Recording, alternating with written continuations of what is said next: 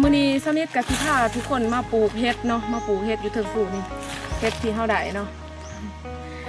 ได้แล้วเป็นยังต้องสิปลูกเนาะอันนี้ก็สิเป็นเฮ็ดบ้านเนาะเฮ็ดที่ว่ามันบ้านแต่มันผุมันพุยแล้วเนาะนี่ก็ว่าสิเอามาปลูกอยู่เทิงปลูกวิธีการปลูกโอเคหลังจากที่ว่าเฮาขึ้นมาจากโซนเนาะขึ้นมาจากโซนอีหวกอีหยังแล้วนิดเองกับสิพาพี่พาน้องมาหาเฮ็ดเนาะมาหาเฮ็ดอยู่ทั้งผู้บ่ฮู้ว่าจะมีเฮ็ดหยังแน่เดี๋ยวสนิทกับสิพาพี่พาน้องมาหาเฮ็ดเนาะมาหาเฮ็ดน้ำกันทุกคนเอ้ยแต่ว่าตามที่สังเกตเบิ่งตอนย่างมานี่เนาะกะพอเห็นขาวๆแล้วเนาะพอเห็นแบบว่าขาวๆแล้วเนาะเห็นเฮ็ดประมาณว่าเฮ็ดโพ่นหรือว่าเฮ็ดไข่เนาะทุกคนเนาะแล้วมื้อนี้นิดบ่ฮู้ว่าจะมีเฮ็ดหยังแน่เนาะกะสิพาพี่พาน้องเบิ่งตามนี่แหละเนาะตอนนี้เริ่มเห็นแล้วเนาะโอเคตอนนี้ทุกคนนิดเองกะมาเห็นเฮ็ดแล้วเนาะสิพาพี่พาน้องมาเบิ่งเนาะนี่กำลังเกิดทุกคนนี่เนาะกำลังเกิดอันนี้ดอกนี่นะไปมาเบิ่งน้ำกันอีกโอ้ยนี่ป้าพี่น้องอย่าเผาอย่าว้าพี่น้องอีนี่มันเฮงมันเด้อสาวนิดพาส้มเบิ่งไก่ๆนี่ทุกคนเอ้ยพี่น้องเอ้ย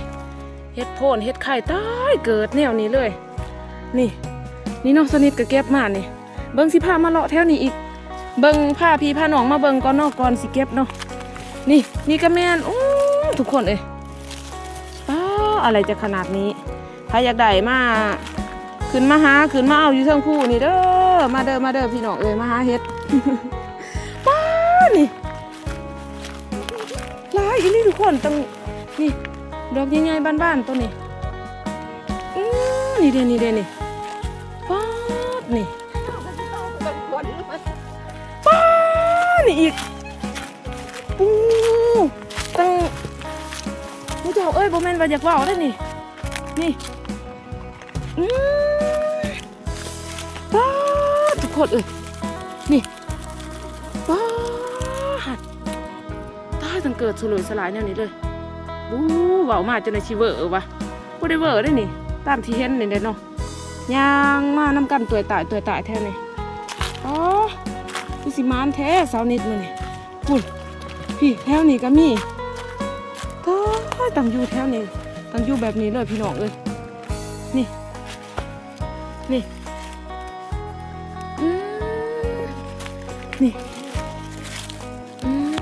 เก็บเลยซะเก็บเลยเนาะนี่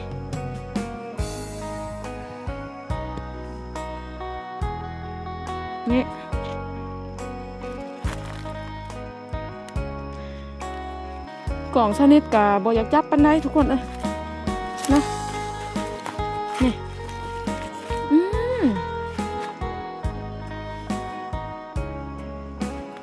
นี่สะอ่อนเด้ทุกคนสะอ่อนเฮ็ดเนาะ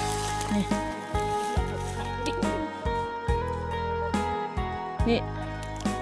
เฮ็ดโพนกระสะอ่อน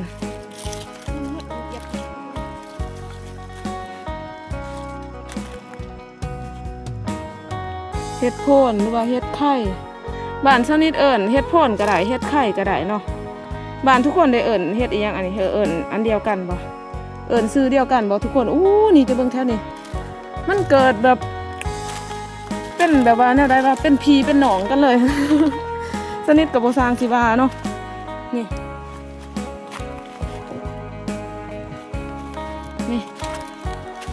มาบัดนี้สนิทสิพาทุกคนมาหาเฮ็ดนำกันเนาะสิเก็บเฮ็ดนี่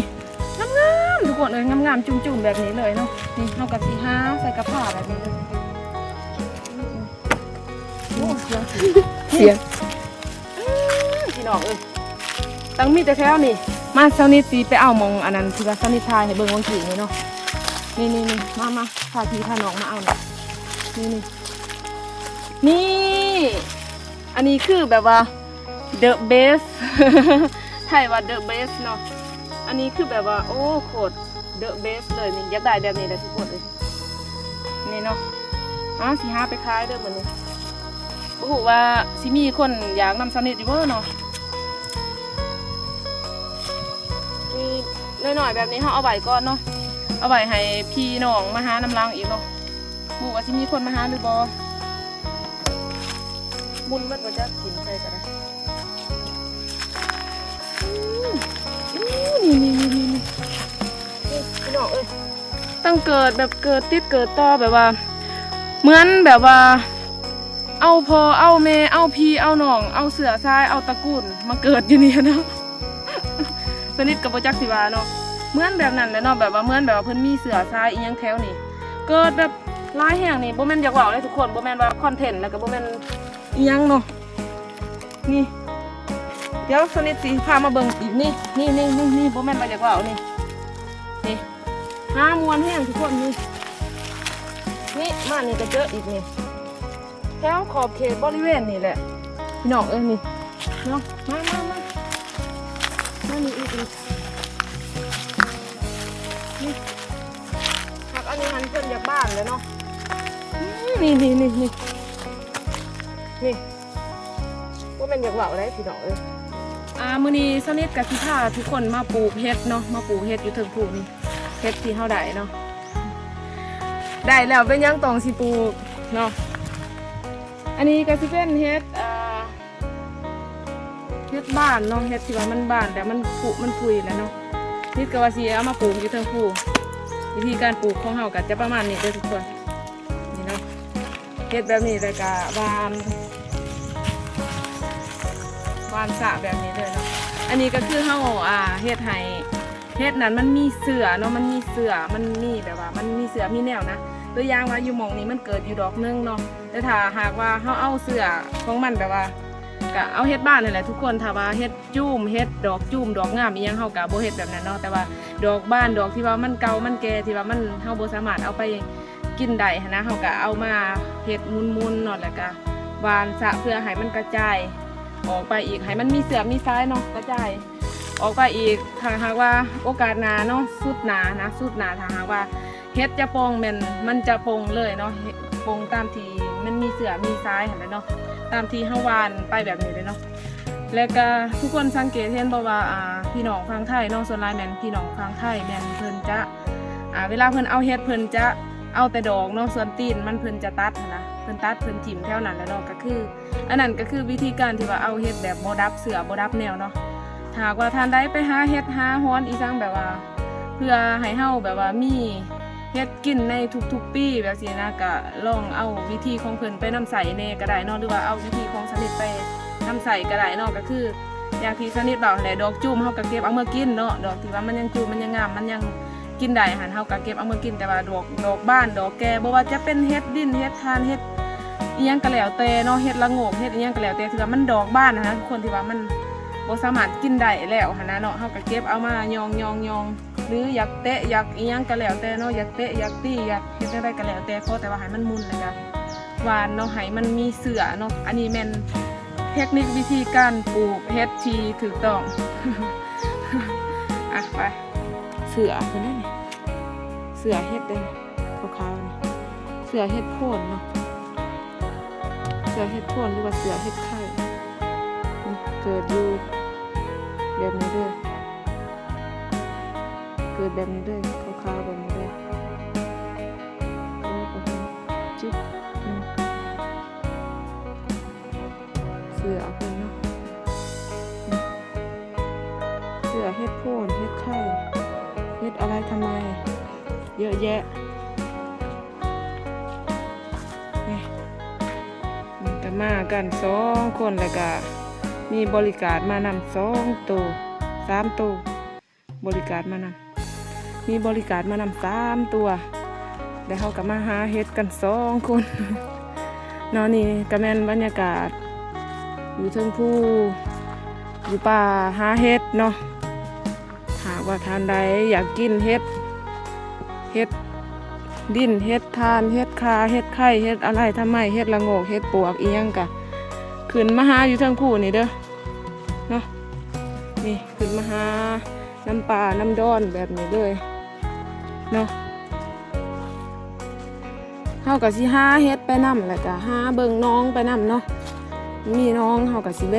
สอนลูกหวกลูกยังไปเพราะว่าเป้าหมายของเขามื้อนี้ก็คือมาสอนลูกหวกเนาะแต่ถ้าหากว่ามีเฮ็ดก็เอาเนาะเฮ็ดอิหยังก็เอาเครื่องปลาของดงเนาะของบ่ได้ซื้อบ่ได้ขายว่าซั่นซะมาหาคะแนนมาดุเนาะคะแนนมาดุมันขยันหามันหักมีเนาะถ้าว่าบ่ดุนี่ก็สนิทก็บ่สร้างสิว่าเนาะขี้ขานก็ซื้อกินเอาเนาะ หรือว่าดุหักแต่บางทีบ่มีเวลาแบบนี้ก็ซื้อกินเอาก็ได้เนาะจังบ่เมื่อยคือสนิทนี่เมื่อยเทิงเมื่อยแล้วก็เทิงม่วนเนาะม่วนและเฮาได้มาสัมผัสบรรยากาศแบบนี้ได้ทุกคนแต่ว่าเมื่อยตอนขึ้นภูเนาะแต่ว่าขึ้นภูมาแล้วก็บัดมาเห็นเฮ็ดอีหยังแบบนี้ก็ม่วนเนาะก็ม่วนไปอีกแบบมันก็ได้บรรยากาศเนาะได้บรรยากาศไปสูดลมชมวิวธรรมศาสตร์อยู่เทิงภูเนาะได้สูดดมบรรยากาศธรรมศาสตร์สดๆอยู่เทิงภูแล้วก็สิมีม่วนแน่เมื่อยแน่หิวเขาแน่ก็มีหิวน้ำนำกระทือมาก็ได้เนาะคันหิวก็ได้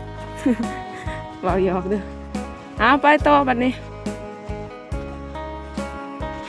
โอเคทุกคนบัดนี้ก็หอดเวลาหน้าที่ที่เฮาจะต้องกลับแล้วเนาะตอนนี้ก็สนิทสิขออวดเฮ็ดให้ทุกคนได้เบิ่งก่อนเนาะอันนี้ก็คือผลงานของสนิทและก็เอื้อยเนาะก็สิได้ส่วนหลายแม่นเฮ็ดโพนเฮ็ดไข่เด้อทุกคนเฮ็ดโพนเฮ็ดไข่เนาะแต่ว่าเฮ็ดละโงกหันเมิดยามเลยเนาะ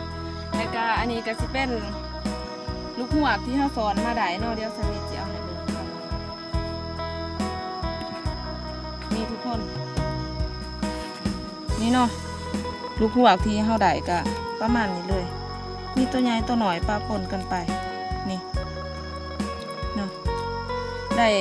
ก็พอดีเนาะพอดีพออยู่พอกินมาใส่ร้านเนาะนี่ก็สิได้ประมาณนี้เลยทุกคนตอนนี้สนิทก็ยังกำลังจะเดินทางลงภูเนาะเนื่องจากว่าเฮามาก็หลายกิโลแล้วทุกคนหลายกิโลได้ทุกคนประมาณ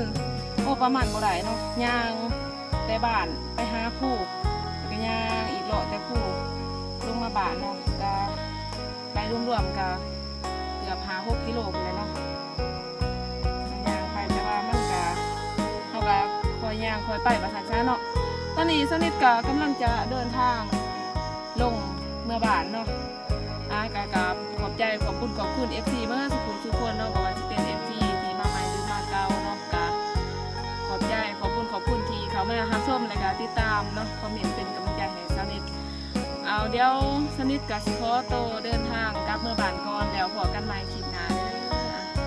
อขอบใจ